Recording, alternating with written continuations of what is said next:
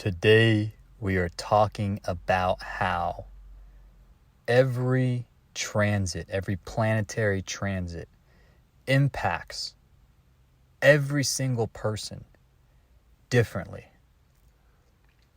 And so this is episode number 41 of Real Occult, where we apply numerology and astrology to the material world. And so I recently saw an astrologer online say, no romantic relationship is safe with Ketu transiting Leo. This was on X, Twitter, and that was the comment, that was the post. The first comment, the comment that I saw that brought me to the statement in the first place, was another astrologer saying, I don't really pay attention to the transits much, but I got in a romantic relationship the exact moment Ketu transitioned over into Leo, and it's the most safe and fun I've ever experienced in romance. I've never been more free and creative in one of these romantic relationships. And so, first off, I truly, really, greatly dislike the one-off fear-mongering type of comments, like no romantic relationship is safe with Ketu transiting Leo. That does nothing but induce fear, anxiety, worry into people that read it. What do you mean? Are you saying something bad's going to happen? I genuinely dislike those kind of comments because they serve no purpose other than instilling fear, anxiety, worry. And my whole purpose for deciphering these lessons, deciphering these energies, numerology and astrology, is to inspire others, to breathe life into other people. That's my purpose for learning and using the occult studies, the occult information, to inspire others, to breathe life into other people. And so when I see someone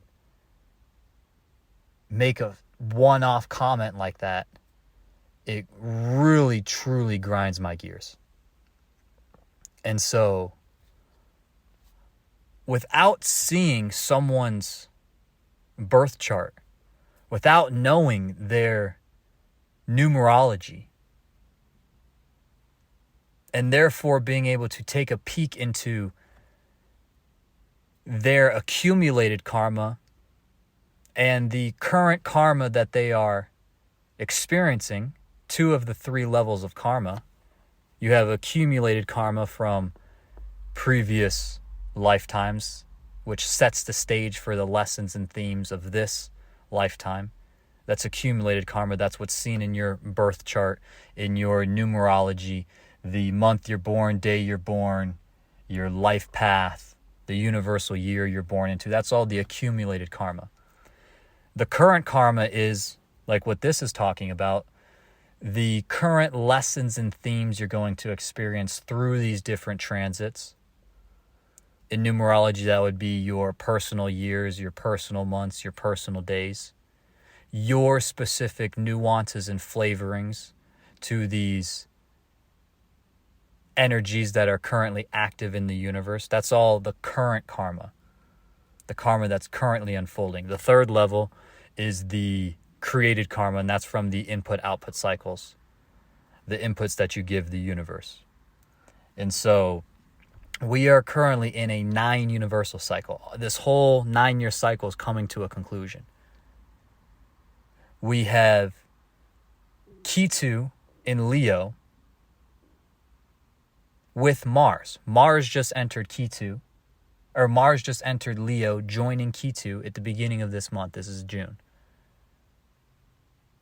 And so, without seeing your birth chart, without seeing your accumulated karma, without seeing your current karma, your personal years, your personal months, your personal days, where in your birth chart Leo is sitting, is that in your first house? Is that in your seventh house? First house being yourself.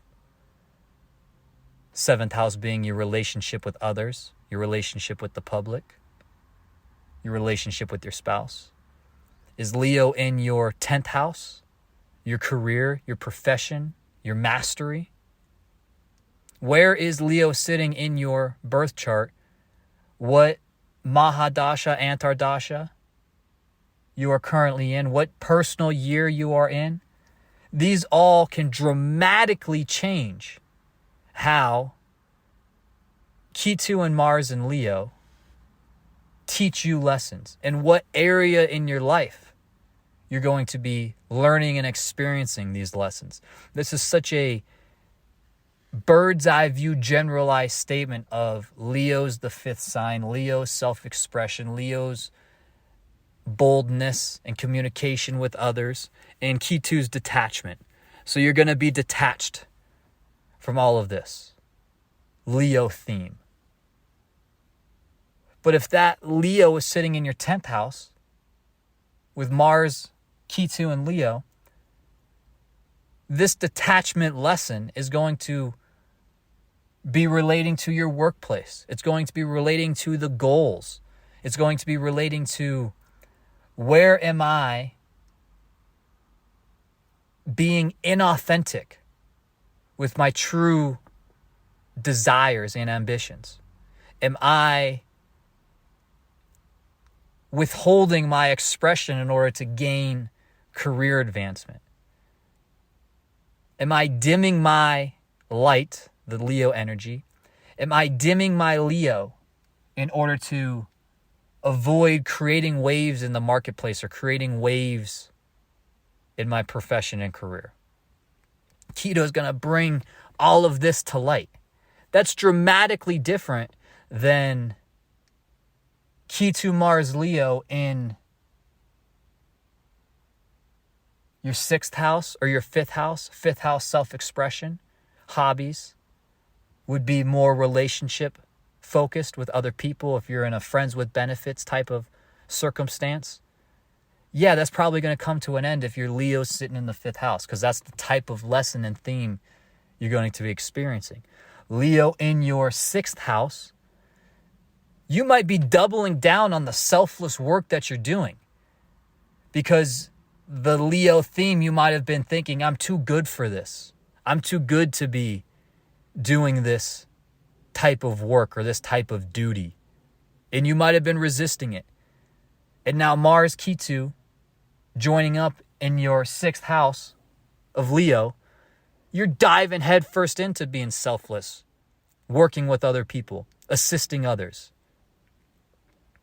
So, depending on your accumulated karma, depending on the current karma that's unfolding, all based on your birth chart, all based on your numerology, to make a statement like no romantic relationship is safe with Ketu transiting Leo, it is so ridiculous, because there's no way of knowing without looking and gaining more information to see how that lesson is going to be flavored for you. The universe knows exactly what makes you tick. It knows exactly what experiences it needs to give you in order to teach you the lessons you need to learn. Everyone's at a different stage in their journey with different lessons to learn in this lifetime. The transit that creates the separation of one couple is the exact same transit that brings another couple together in a divinely karmic way. Because everyone's at a different stage in their journey, learning different lessons. The universe is truly on our side. It wants us to win. Saturn has a plan. Saturn disciplines structure, karma, the ring, the planet with the big ring. There's no escaping that ring. Whether you're trying to run too far ahead in life, smashing up against the ring on the front side, you're resisting life as Saturn drags you forward as you rub up against the ring on the backside. Saturn teaches us there is no escaping the lessons we are meant to learn in this lifetime. Everything that happens is meant to happen. These experiences are not happening to us. They're happening for us. We're all on a divine journey. The universe knows what experiences it has to give us in order to guide us to where we need to be. I just thought it was so funny to see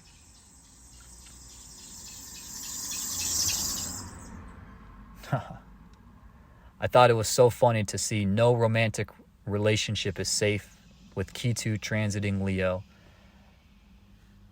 Bam! From an astrologer. Bam! Another astrologer. I don't really pay attention to the transits, but I did get into a romantic relationship that is the most safe and fun romantic relationship I've ever experienced in my life. I'm more free and creative than I've ever been. And this began the exact moment that Ketu transitioned over into Leo. It's such an amazing representation of we are all at different stages in our journey. The universe has a divine plan for us. It may look different and probably will look different than we imagined.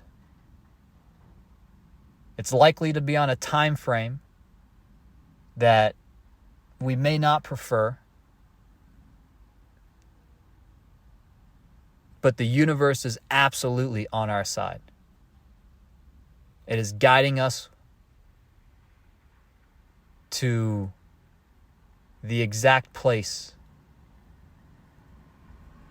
that we have to be in order to learn the lessons we are meant to learn in this lifetime.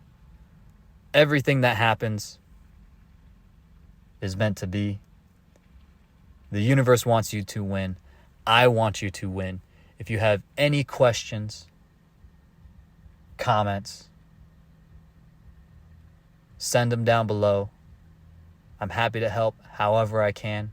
If you have listened this far, I genuinely appreciate it. And I will talk to you again soon.